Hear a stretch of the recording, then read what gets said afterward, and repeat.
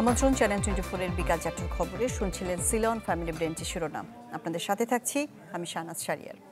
RFL গ্যাস্টো এর scientific nozzle আর brush burner খরচ বাঁচায় 25%। আরএফএল গ্যাস্টো এর সাইন্টিফিক। উজানের ঢলে বিপর্যস্ত বিস্তীর্ণ অঞ্চল। এরই মধ্যে বন্যা কবলিত হয়ে পড়েছে ফেনী, চট্টগ্রাম, হবিগঞ্জ, মৌলভীবাজার জেলা। বিপদসীমার উপরে বইছে 7 নদীর পানি। টানা বৃষ্টি আর উজানের ঢলে সবচেয়ে বিপর্যস্ত ফেনী অঞ্চল। মুহুরী, কহুয়া এবং সেলোনিয়া নদীর পানি। এতে তলিয়ে গেছে পরশুরাম ও ফুলগাজী উপজেলার 80টি গ্রাম। পানি উন্নয়ন বোর্ড জানিয়েছে নতুন করে 4টি পয়েন্ট ভেঙেছে বাঁধ। এছাড়া ভাঙ্গা বাঁধের 26 পয়েন্ট দিয়ে লোকালয়ে ঢুকছে পানি। ফেনী পরশুরাম আঞ্চলিক সড়ক তলিয়ে যাওয়াতে বন্ধ রয়েছে যান চলাচল। গোমতী নদীর পানি বেড়ে যাওয়ায় প্লাবিত হয়েছে কুমিল্লার নিম্নাঞ্চল। এছাড়াও পানি বেড়েছে মৌলভীবাজারের মনু এবং কুশিয়ারা নদীতে। নোয়াখালীতেও ভারী বৃষ্টিতে জলাবদ্ধতার সৃষ্টি হয়েছে। পানি অনেক বাড়তেছে।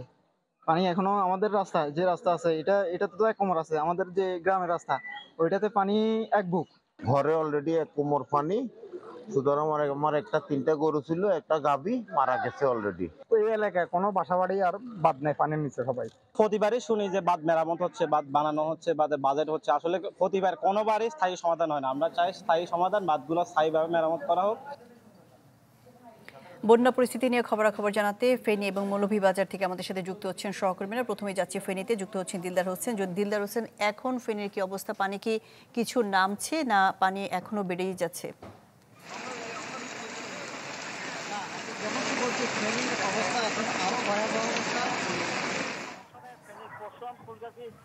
উপজেলার মুহুরী, কহুয়া, সিলোনিয়া নদীর বাঁধ ভেঙ্গে এবং পুরাতন বাঁধ দিয়ে পানি প্রবেশ করে। প্রত্যেকটা বাড়িতে প্রায় 30 সাল পর্যন্ত পানি উঠেছে বলে আমরা দেখেছি এবং আমাদেরকে স্থানীয়রা জানিয়েছেন। এবং এর প্রভাব পড়েছে এখন ফেনী শহরের মধ্যেও। ফেনী শহরে এখন প্রতিটা সড়কে আপনার কোমর পরিমাণ এবং হাঁটু পরিমাণ পানি প্রবেশ করেছে। কিন্তু পরশুরাম, ফুলগাজী উপজেলার যে পানি ঢুকেছে ওইখান থেকে স্থানীয় লোকজনকে উদ্ধার করার জন্য সেনাবাহিনীর বোট 6টি বোট ঘটনাস্থলে গিয়েছেন।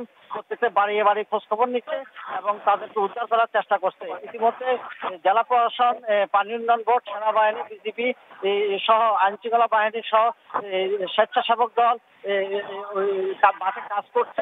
আমরা দিনভর দেখেছি পানিতে এই পরিমাণ আটকা পড়ছে। উজান থেকে নেমে আসা ভারতের পানি এবারে এই পরিমাণ বন্যা হয়েছে যে এতে করে খুবই ক্ষতিগ্রস্ত হয়েছে ওইসব এলাকার লোকজন এবং তার প্রভাব পড়েছে ফেনী শহরের মধ্যে। ফেনী শহরে যেখানে সেখানে কোমর পরিমাণ পানি দেখা যাচ্ছে। এই ছিল আমার সর্বশেষ। জি দিলদার হোসেন, এবার যেতে চাচ্ছি মৌলভীবাজারে, যুক্ত হচ্ছেন আব্দুর রব। আব্দুর রব, মৌলভীবাজারের কি অবস্থা জানাবেন? শাহনাজ, মৌলভীবাজারের যে 4টি নদী, বিশেষ করে মনু, কুশিয়ারা, দোলাই এবং জুড়ি নদী, 4টি নদী বিপদসীমার উপর দিয়ে প্রবাহিত হচ্ছে এবং বিশেষ করে মনু নদী মৌলভীবাজারের চাঁদনীঘাট পয়েন্টে 80 সেন্টিমিটার বিপদসীমার উপর দিয়ে প্রবাহিত হচ্ছে এবং রেলওয়ে ব্রিজের পয়েন্টে 118 সেন্টিমিটার বিপদসীমার উপর দিয়ে মনু নদী প্রবাহিত হচ্ছে। এই নদী ক্রমান্বয়ে আসলে পানি বৃদ্ধি পাচ্ছে। এর মূল কারণ হচ্ছে যে ভারতের কৈলা শহরে ব্যাপকভাবে বৃষ্টিপাত হয়েছে এবং এই বৃষ্টিপাতের ফলে মনু নদী এখন টইটম্বুর অবস্থা এবং বর্তমানে এই নদীর 4টি স্থানে পানি উপচে পড়ছে এবং ভাঙনের দেখা দিয়েছে। ফলে বিভিন্ন যে লোকালয় রয়েছে সেই লোকালয়ে পানি প্রবেশ করছে এবং মানুষ আসলে বাড়িঘর ছেড়ে বিভিন্ন উঁচু স্থানে আসছেন এবং তাদের যে গবাদি পশুসহ বিভিন্ন আসবাবপত্র নিয়ে বিভিন্ন জায়গায় মানুষ অবস্থান করছেন। এর পাশাপাশি দোলাই নদীর 4টি স্থান পুরনো ভাঙন দিয়ে পানি প্রবেশ করে, যদিও দোলাই নদীর পানি ধীরে ধীরে কিছুটা কমছে, কিন্তু এই অবস্থায় বন্য নদীর পানি ক্রমান্বয়ে বাড়ার ফলে মৌলভীবাজারের কুলাউড়া, জুড়ি, রাজনগর, বিশেষ করে রাজনগর এবং কুলাউড়া উপজেলায় ব্যাপকভাবে মানুষের মধ্যে শঙ্কা তৈরি হয়েছে। পাশাপাশি মৌলভীবাজার যে সদর এবং মৌলভীবাজার যে শহর, সেই জায়গায় আসলে মানুষের মধ্যে একটা শঙ্কা কাজ করছে আসলে এই যে এই পানি বৃদ্ধির ফলে কি হয়। এবং পানি উন্নয়ন বোর্ড আমাদের জানিয়েছে যে পানি এই মুহূর্তে আসলে কমার সম্ভাবনা খুবই কম। ধীরে ধীরে এই পানি বাড়বে এবং এই পানি যাতে ঠিকমতো মানুষজন সচেতন থাকে এবং পানি বৃদ্ধির ফলে যাতে কোনো ধরনের আতঙ্কিত মানুষজন না হয় সেই বিষয়ে মানুষের সতর্ক করা হচ্ছে। পাশাপাশি বিশেষ করে যে মৌলভীবাজার যে শহর রক্ষা বাঁধ, সেই শহর রক্ষা বাঁধ বিগত সময়ে আসলে পানি উপচানোর কোনো সুযোগ ছিল না, কিন্তু এবারের যে পানি যেভাবে বৃদ্ধি পাচ্ছে, পানি উন্নয়ন বোর্ড আশঙ্কা করছে হয়তো শহরের মধ্যে পানি প্রবেশ করতে পারে। শাহনাজ। জি আব্দুর রব, আপনাকে ধন্যবাদ। ফেনী এবং মৌলভীবাজার থেকে বন্যা পরিস্থিতির খবরাখবর জানাচ্ছিলেন আমাদের সহকর্মীরা। 250-টিরও বেশি ডিজাইন অপশন নিয়ে ওয়ালটন স্মার্ট ফ্রিজ, বোঝে আপনার প্রয়োজন। স্বাস্থ্য বিষয়ক উপকমিটি গঠন বিষয়ে ঢাকা বিশ্ববিদ্যালয়ের সাংবাদিক সমিতিতে ব্রিফ করছেন বৈষম্য বিরোধী ছাত্র আন্দোলন। আমরা চলে যাচ্ছি সেখানে। ভেরিফিকেশনের মাধ্যমে তারা এটা ইনলিস্ট করবেন। জি জি অনলাইন সম্পর্ক অবগত না, একেবারে প্রত্যন্ত গ্রাম থেকে এসে তারা এখানে থাকতে একেবারে নিম্নমানের কাজ করতে, এই মানুষগুলো হটলাইন নাম্বার সম্পর্কে একেবারে অবগত না। সেই ক্ষেত্রে আমাদের ভলান্টিয়ার্স, প্রত্যেকটা উপজেলায় আমাদের ভলান্টিয়াররা এই বিষয়ে নিরলস কাজ করে যাবেন ইনশাল্লাহ। প্রত্যেকটা উপজেলায় আমরা 5 সদস্যের একটি ভলান্টিয়ার কমিটি দিচ্ছি, তারা আমাদেরকে এই বিষয়ে হেল্প করবেন। তারা হসপিটালেতে যোগাযোগ করবেন, বিভিন্ন স্বাস্থ্য উপজেলা যে স্বাস্থ্য কেন্দ্রগুলো আছে সেগুলোতে যোগাযোগ করবেন এর মাধ্যমে, এবং তারা স্থানীয়ভাবে কর্মতৎপরতার মাধ্যমে আমাদেরকে লিস্ট গঠনে সহায়তা করবেন ইনশাল্লাহ। আর আপনাদের আরও কোনো প্রশ্ন থাকলে, বিশেষ করে আমাদের হচ্ছে স্বাস্থ্য উপদেষ্টা এবং স্বাস্থ্য সচিব, তাদের সঙ্গে আমাদের যে প্ল্যান, যে বিষয়গুলো হয়েছে সেই বিষয়ে ব্রিফ করবে আব্দুল্লাহ ইবনে হানিফ আরিয়ান এবং মাসুদুজ্জামান। আপনারা তাদের কোনো প্রশ্ন থাকলে করতে পারেন। আচ্ছা, এই মুহূর্তে আমাদের কাছে একটা লিস্ট আসছে যে ঢাকার ভিতরে 13টা হসপিটাল, যে হসপিটালগুলোতে আমি প্রেস লিস্টটা পুরোটা রিডিং পড়ি। বৈষম্য বিরোধী আন্দোলনে আহত ছাত্র জনতার চিকিৎসার জন্য সারা দেশের সরকারি হাসপাতালে সম্পূর্ণ বিনামূল্যে চিকিৎসা সেবা দেওয়া হচ্ছে। ঢাকায় অবস্থিত নিম্নোক্ত হাসপাতালগুলোতে বৈষম্য বিরোধী আন্দোলনে আহতদের ভর্তির জন্য অনুরোধ করা হলো। এই হসপিটালগুলোতে চিকিৎসা সেবা সম্পূর্ণ ফ্রি। হাসপাতালগুলো হচ্ছে ঢাকা মেডিকেল কলেজ হসপিটাল, সম্মিলিত সামরিক হসপিটাল যেটা সিএমএইচ নামে পরিচিত, কুর্মিটোলা জেনারেল হাসপাতাল, বঙ্গবন্ধু শেখ মুজিব মেডিকেল বিশ্ববিদ্যালয় যেটা পিজি হাসপাতাল নামে পরিচিত, Mugda general hospital, sir Salimullah medical college hospital যেটা মিটফোর্ড নামে পরিচিত, শহীদ সোহরাওয়ার্দী মেডিকেল কলেজ হাসপাতাল, জাতীয় অর্থোপেডিক হাসপাতাল ও পুনর্বাসন প্রতিষ্ঠান যেটাকে জাতীয় পঙ্গু হাসপাতাল বা নিটুন নামে চেনা যায়, জাতীয় চক্ষু বিজ্ঞান ইনস্টিটিউট, জাতীয় নাক কান গলা ইনস্টিটিউট, জাতীয় বক্ষব্যাধি ইনস্টিটিউট ও হাসপাতাল, জাতীয় গ্যাস্ট্রোলিভার ইনস্টিটিউট ও হাসপাতাল এবং জাতীয় নিউরোসায়েন্স হাসপাতাল। এটি নিশ্চিত করেছেন স্বাস্থ্য পরিবার কল্যাণ মন্ত্রণালয়ের সিনিয়র তথ্য সচিব মোহাম্মদ শাহাদাত হোসেন। এস আলমের হাতে থাকা ইসলামী ব্যাংক বাংলাদেশ লিমিটেডের শেয়ার নিয়ে নেবে সরকার। একই সাথে ভেঙে দেওয়া হচ্ছে ব্যাংকটির পরিচালনা পর্ষদ। এই তথ্য জানিয়েছে নিয়ন্ত্রক সংস্থা বাংলাদেশ। কেন্দ্রীয় ব্যাংকের গভর্নর জানিয়েছেন প্রতিষ্ঠানটিতে নিয়োগ দেওয়া হবে স্বাধীন পরিচালনা বোর্ড। বর্তমানে প্রতিষ্ঠানটির চেয়ারম্যান হিসেবে দায়িত্বে আছেন আহসানুল আলম, যিনি এস আলম গ্রুপের চেয়ারম্যান সাইফুল আলম মাসুদের ছেলে। আহসানুল আলম 2004 সাল থেকে গ্রুপের বিভিন্ন পদে দায়িত্ব পালন করে আসছেন। মোট 17 জন পরিচালকের বেশিরভাগই এস আলম পরিবারের সদস্য। উল্লেখ্য 2017 সালে ব্যাংকটির দখল নেয় গ্রুপটি। বাংলাদেশ ব্যাংকের পক্ষ থেকে আমরা একটা বোর্ড, ছোট আকারের একটা বোর্ড আমরা এখানে বসিয়ে দেব, যেটা ইমিডিয়েটলি এটাকে রক্ষণাবেক্ষণ করবেন এবং চেষ্টা করবেন এটাকে দাঁড় করিয়ে রাখতে, যাতে এটা ধসে না যায়। এবং পরবর্তীতে যারা শেয়ার নিয়ে আসতে পারবেন, কিনতে পারবেন, তাদের কাছে আমরা এটা হস্তান্তর করব। বিশ্বমানের প্রযুক্তির সকল সুবিধা নিয়ে ভালো থাকুন আপনিও। কঙ্কা। শেখ হাসিনার বিরুদ্ধে আন্তর্জাতিক অপরাধ ট্রাইব্যুনালে আরও 3টি অভিযোগ দায়ের করা হয়েছে। হত্যা মামলা হয়েছে আরও 8টি। চট্টগ্রামে জুলাই গণহত্যায় শেখ হাসিনার সহ 77 জনের বিরুদ্ধে অভিযোগ এবং মিরপুরের ঘটনায় হাসিনার সহ 70 জনের বিরুদ্ধে 2টি অভিযোগ আন্তর্জাতিক অপরাধ ট্রাইব্যুনালের তদন্ত সংস্থায় দায়ের করা হয়েছে। আলোকচিত্রী তাহির জামান প্রিয় নিহতের ঘটনায় শেখ হাসিনা সহ 7 জনকে আসামি করে নিউ মার্কেট থানায় মামলা করেন তাহিরের মা শামসী। এছাড়া বাড্ডা থানা, মিরপুর মডেল, রায়পুরা, বকশীবাজার, তেজগাঁও থানা এবং সিলেট ও গাজীপুরের শেখ হাসিনা সহ বিভিন্ন জনের নামে হত্যা মামলা করা হয়েছে। এলো instant milk powder happy cow, যেমন সাশ্রয়ী তেমনি পুষ্টিগুণে ভরপুর। আর এটা নিউজিল্যান্ডের গরুর দুধ। হ্যাপি কাউ, গরুর দুধের স্বাদ সবাই পাক। পল্টন থানার হত্যা মামলায় আওয়ামী লীগের সাংগঠনিক সম্পাদক আহমেদ হোসেন এবং চট্টগ্রাম বন্দরের সাবেক চেয়ারম্যান মোহাম্মদ সোহাইলের 4 দিনের রিমান্ড মঞ্জুর করেছেন আদালত। যুবদল নেতা নবীন তালুকদার হত্যা মামলায় 10 দিনের রিমান্ড আবেদন করে পুলিশ। অন্যদিকে আসামি পক্ষের আইনজীবী রিমান্ড বাতিল ও জামিন চাই। দুপক্ষের শুনানি শেষে 4 দিনের রিমান্ড আবেদন মঞ্জুর করেন আদালত। চট্টগ্রাম বন্দরের সদ্য সাবেক চেয়ারম্যান অবসরপ্রাপ্ত রিয়ার অ্যাডমিরাল মোহাম্মদ সোহাইলকে রাতে বনানী থেকে গ্রেপ্তার করা হয়, আর রাজধানীর রামপুরা থেকে গ্রেপ্তার করা হয় আওয়ামী লীগের সাংগঠনিক সম্পাদক আহমদ হোসেনকে। এদিকে বিমানবন্দর থেকে সাংবাদিক শাকিল আহমেদ ও ফারজানা রূপাকে আটকের পর গোয়েন্দা পুলিশের কাছে হস্তান্তর করা হয়েছে। অধিকতর তদন্তের জন্য এবং এই মামলায় আরো কারা কারা জড়িত আছে তাদেরকে বের করার জন্য এই আসামিদেরকে রিমান্ডের প্রয়োজন। আদালত উভয় পক্ষের বক্তব্য শোনার পর এজাহার এবং রিমান্ডের দরখাস্তের গুণাগুণের উপরে ভিত্তি করে বা পর্যালোচনা করে তিনি আসামিদের বিরুদ্ধে 4 দিনের রিমান্ড মঞ্জুর করেন।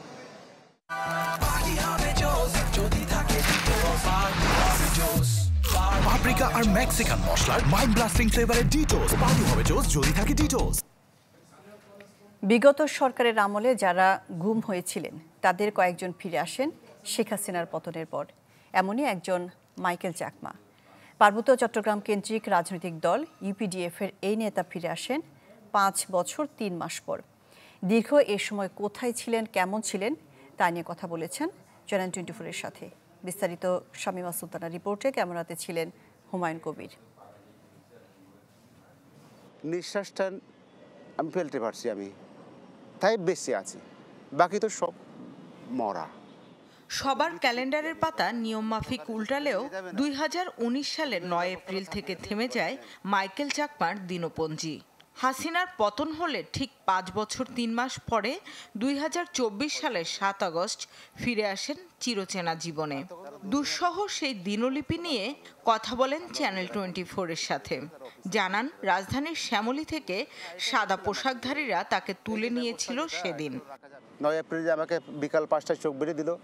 তারপর থেকে যখন আমার চোখ খুলে দেয় সব দেয়াল হয়ে গেল, একেবারে ঘুটঘুটে অন্ধকার। বিদ্যুৎ চলে গেলে এই সাদা কাপড়ও দেখা যায় না সামনে, একেবারে অন্ধকার। দিন রাত বোঝা যায় না, খবরের মতো হয়ে একেবারে বাইরের কোনো আলো বাতাস প্রবেশের কোনো সুযোগ নাই। কখনো দূর থেকে শোনাতো টর্চারের আওয়াজ। নানাবিধ মানসিক অত্যাচার চলতো 24 ঘন্টা জুড়েই। ডাল বাসি মাংস মাছ একেবারে খাওয়ার মতো নাই, খাওয়া যেত না, এরকম তারা করেছে। তখন আমার বলবে যে খাবারটা কেমন, যে তরকারি কেমন, ভালো লাগে। যদি বলি লবণ কম হয়েছে, তো তারপর দিন এমন লবণ দেয় আপনি কেটেও পারবেন না ওই তরকারিটা।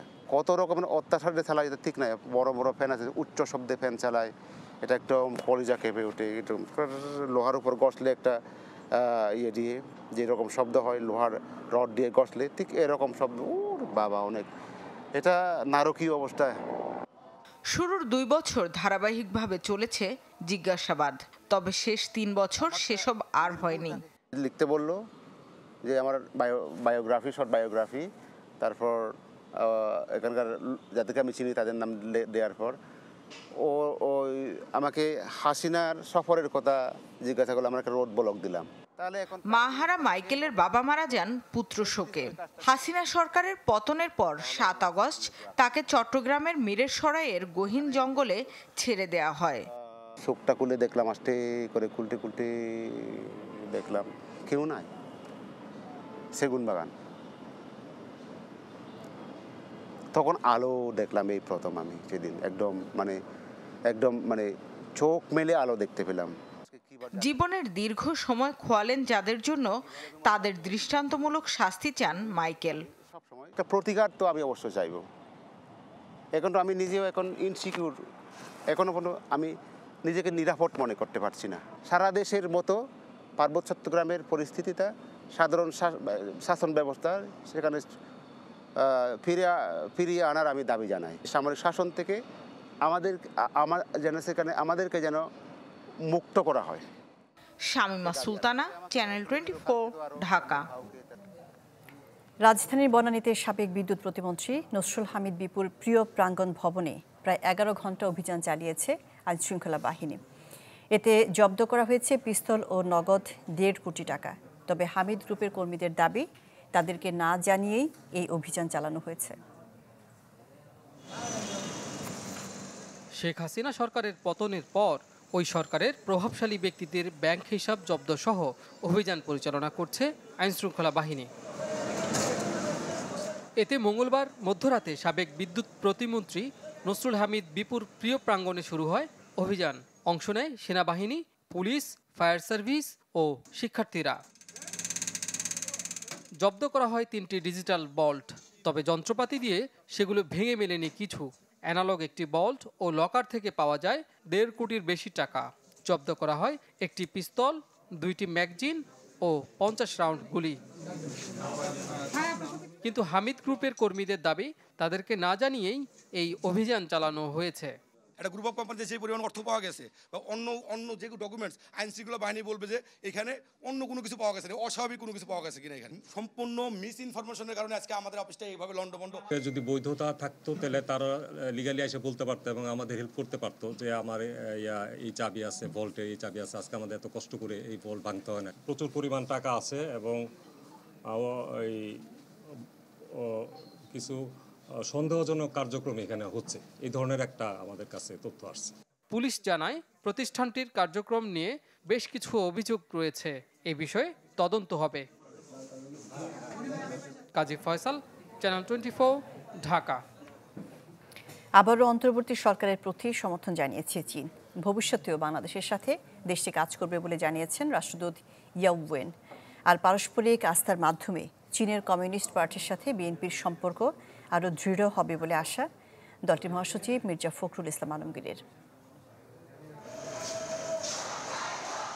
বিএনপির সাথে বৈঠক করতে গুলশানে বিএনপি চেয়ারপারসনের কার্যালয়ে চীনের রাষ্ট্রদূত ইয়াও ওয়েন বৈঠক করেন বিএনপি মহাসচিব সহ দলের শীর্ষ নেতাদের সাথে। প্রায় 10 বছর পর চীনের কোনো রাষ্ট্রদূত বিএনপির সাথে বৈঠক করলেন। বৈঠক শেষে গণমাধ্যমের সাথে কথা বলেন চীনের রাষ্ট্রদূত। এ সময় তিনি অন্তর্বর্তীকালীন সরকারকে সমর্থনের কথা জানান। চীনের রাষ্ট্রদূত জানান, বিএনপির সাথে সহযোগিতার ক্ষেত্র পুনর্বিবেচনা বিষয়ে আলোচনা হয়েছে। We reviewed and discussed our cooperation.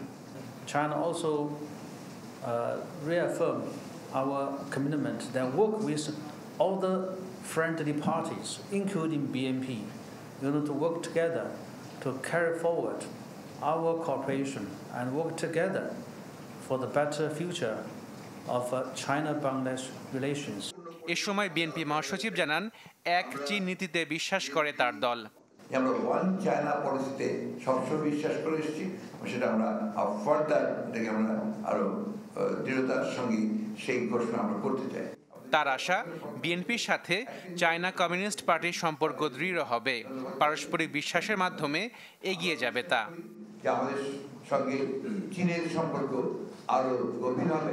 আশিকুন Prince, channel 24, Dhaka.